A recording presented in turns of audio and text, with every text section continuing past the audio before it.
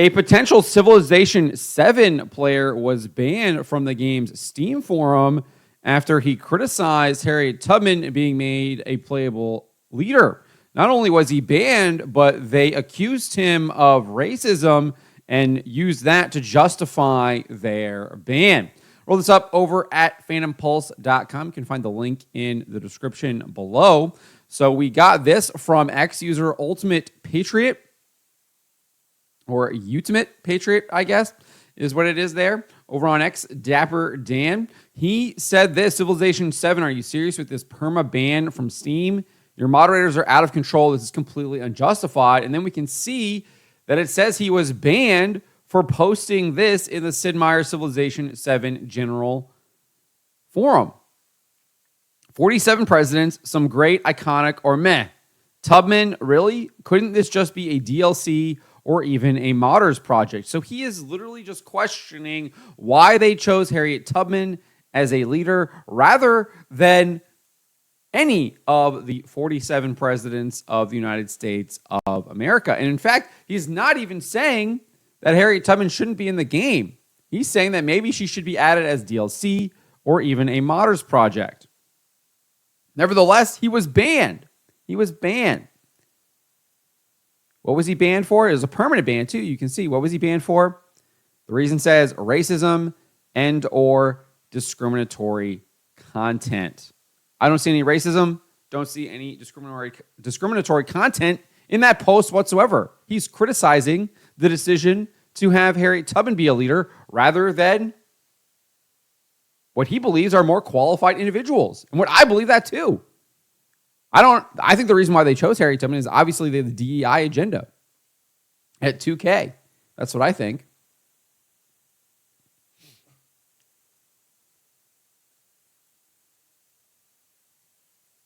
Nevertheless, he goes on and posted this.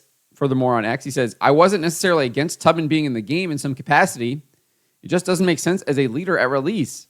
It's still a reach to consider her a leader of a nation, but if anything, that opens up the possibility of Mark Twain or Dale Carnegie, etc.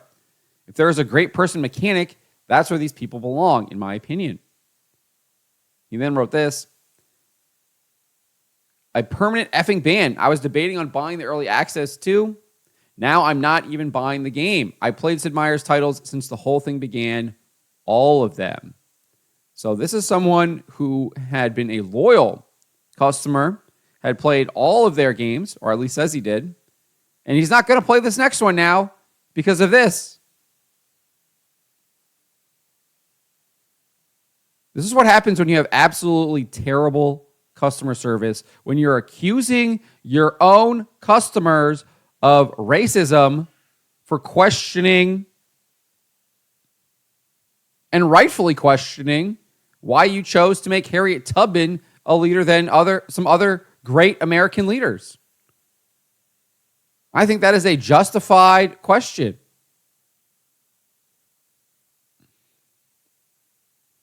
He's not the only one. He's not the only one. Marco Corrosion shared this on X recently as well.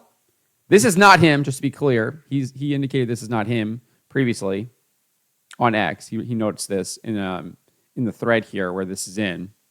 Didn't include that in this article, but this is not him being banned. But this person was banned for racism as well. What did he write? Enjoy losing money, Fraxis. Obviously had a typo there, but he was being banned for racism. Sid Meier's Civilization 7 general discussion. Now, this one wasn't a permanent ban. His ban expired on January 18. But still, ridiculous. Ridiculous that you were even given this temporary ban for saying enjoy losing money for Axis. And then saying that he's being banned for racism. It's ridiculous. It's ridiculous. And this is on top. All of this is on top of the poor quality of the game itself. I mean, you look at these reviews. Again, this is from yesterday, so it could be even worse now. We can actually go over there. Let's go over there and see what it looks like. You can see it right here. Still mixed. We're at 15,932 reviews now. And you can see it's still a lot of negative reviews. A lot of negative reviews. Here's what some of them are saying. This guy, Guilengu? I don't know. Let me go over some of the positive things in the game. The good general gameplay and graphics are solid. City and town management provides strategic depth without the tedium of too much micromanagement. New commanders provide a lot of cool customization options for your army. Allow them to move around. Environments are gorgeous. Units look good too. Navigable riviers. I don't know, maybe rivers is what misspelling there. Proper natural canals. You can send your boats down. The neutral hills are gone. Not sure if I missed them, but now it's just plains and mountains. Oh, that's kind of lame. There are navigable rivers, though, which we just said. Now your leaders level up when you use them, and you get gameplay-enhancing abilities. There's 10 levels for all 40-something leaders in base game. It would take an absurd amount of time to unlock them all, clearly influenced by mobile games and other games with piecemeal reward systems. The bad, the age progression system, UI, Civilopedia, micro rewards, predictable outcomes. The UI is really bad. I know Fraxis is hard at work changing this, and mods will help as well. Lack of critical information that would help you make decisions such as improvement. Detains when hovering over tiles or yields. Tons of missing info from Civilopedia, which looks like copy-pasted, dumped plain text, clearly a rush job. The age system. Now the game is broken up into 3 ages, each with its own tech and culture tree.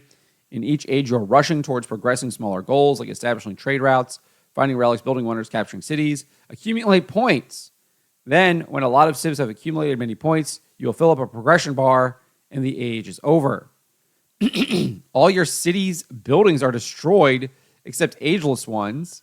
You automatically learn everything in the previous tech tree. This means as an age approaches its end, you'll be only building wonders in ageless buildings. If you had any other goals, there's no point pursuing them. Wow. What were these people thinking? So, micro rewards, since you are focused now on accumulating points, you're no longer focused on long-term goals or strategy. If you accumulate more points, you get to spend them at the beginning of the next age for extra bonuses.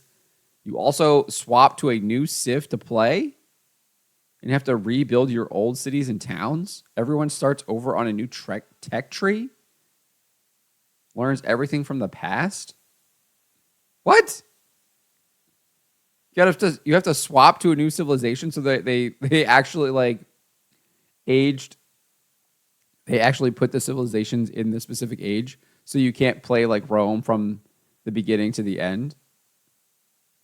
Wow, that's awful. That like destroys the entire like core mechanic of the game. What were they thinking? That's just wow.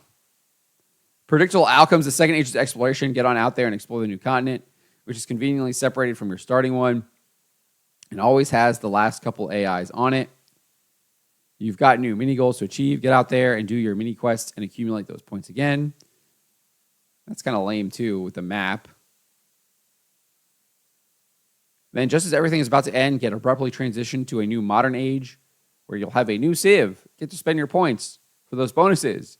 And now you can achieve your victory goal. That's right, you can't achieve victory until this age. So you can't you can't potentially wipe out all the other civs through conquest or through diplomacy before the modern age. Like, what is this game? This doesn't sound like Civilization at all. I guess the age system is not for me. No longer do you have grand strategy, but a series of mini quests, like a bunch of tournament rounds or some other analogy, each with abrupt and weird transition and new goals. I personally prefer to have some continuity and not be restricted by mini tech trees and resets. These resets make it hard to get a good cohesive strategy going throughout the entire game. And in fact, the game seems to reward you for focusing on all of the mini goals. Legacy paths, which are the exact same goals every single game. Oh no, that sounds extraordinarily repetitive. I mean, there's a reason why these Civ games have so much replayability. Because they are like refresh, it's new, it's something different. That's not the same thing over and over and over again. Finish the goals, collect points. It's like an RPG now, I guess, or a roguelite. In the past games, you could theoretically win whenever you want and were rewarded for efficiently building and expanding. Now you'll never get ocean travel until exploratory age, and you'll never meet the civs hiding out. You'll never win before you get to modern age because only then do you get your win conditions. Games feel more predictable and less exciting, split up into chunks stuffed with mini quests. If that sounds good to you, then I guess you'll like Civ 7, but the gameplay improvements can't make up for the awful framework that it exists in. It feels empty, boring. It sounds like it. It sounds like it. It doesn't sound like Civilization at all. And that makes me sad because I have no clue how they can fix these kinds of issues with an expansion or a patch. It's just fundamentally bad to me. And it sounds like it. That sounds absolutely horrible. Here's another guy, Carcel. At first, the stunning graphics and animations impress you, but as you play more, something just doesn't feel right. Eventually, you find yourself closing the game, unwilling to come back, at least not until months later, hoping the feedback from the community has led to improvements. So months later, I mean, the game just came out, so he's saying he's probably not going to come back until months later if he even remembers this game even exists. Because we all know we have shortened attention spans now. We all forget a lot of things as well. I've been playing Civilization since the very first game, starting at the age of 9. It's the series that sparked my love for strategy games. I never expected to feel this let down. It feels like they made a version of Civilization for people who have never experienced the franchise before.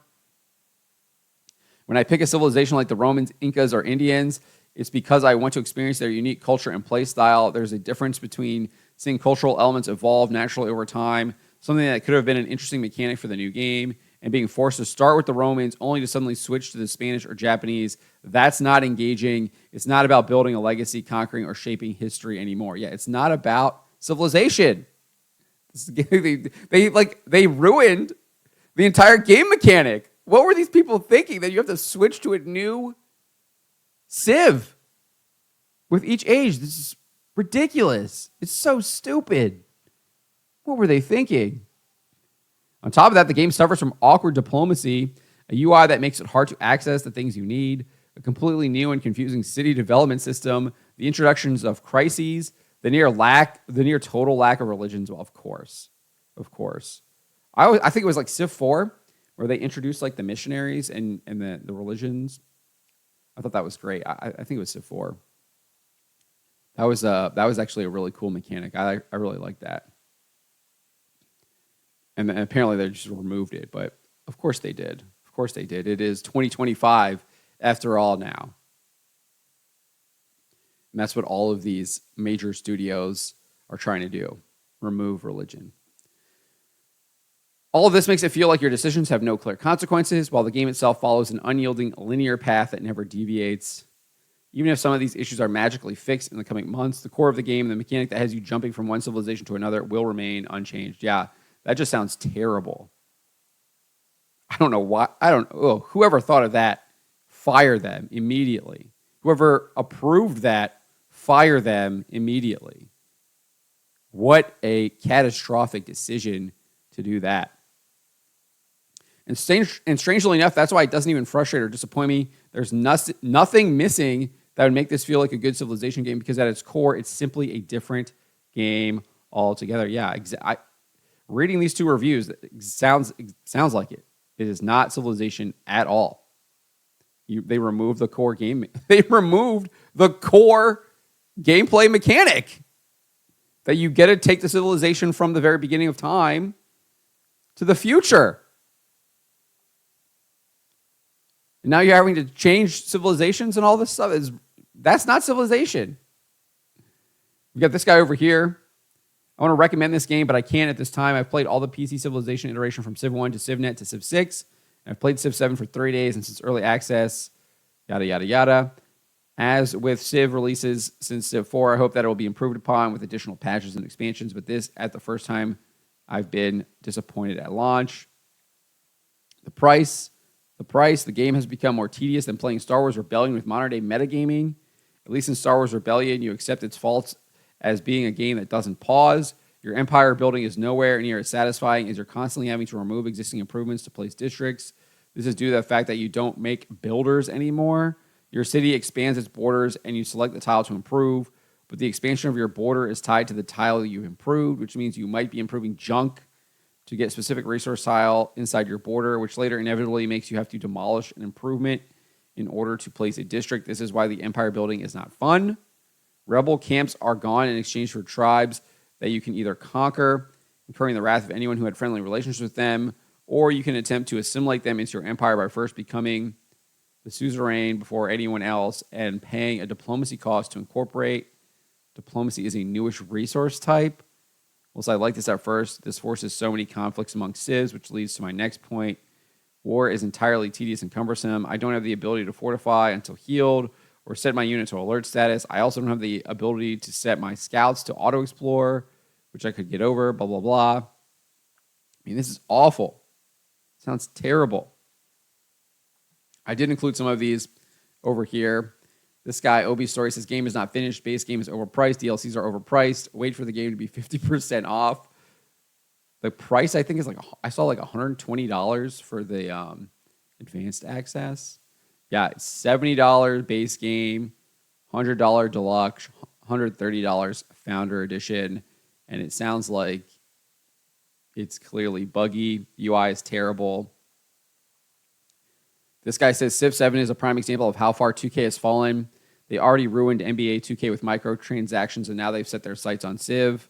This game launched as an incomplete, bare-bones cash grab designed to nickel and dime players at every turn. Want all the leaders get ready to pay almost as much as the base game again. Instead of delivering a full experience at launch, they're selling it to us in overpriced DLC chunks. The AI dumb as rocks. The UI somehow worse than Civ 6. The game's new mechanics feel half-baked, and core gameplay features from previous entries are either missing or stripped down to be sold back later. Performance is also a joke. Constant crashes, stuttering, and bugs make it feel we're paying to beta test for them. This isn't a strategy game anymore. It's a storefront disguised as one. 2K has no respect for its players, just their wallets. If you're thinking of buying Civ 7, don't. Maybe enough people push back, they'll actually release a finished product instead of this shameless attempt at gouging their fans. Another person saying the UI is a total disaster. So not only are they banning potential players, accusing them of racism when no racism is present, but their game is total crap. And they have seemingly destroyed the franchise to where a number of people are saying that it's not Civilization at all anymore. And they are very, very displeased and don't think that it can even be salvaged through patches. So this is the state of Civilization now. Get woke, go broke. As President Donald Trump says, everything woke turns to crap. Obviously, that is what we're seeing here with Civilization 7.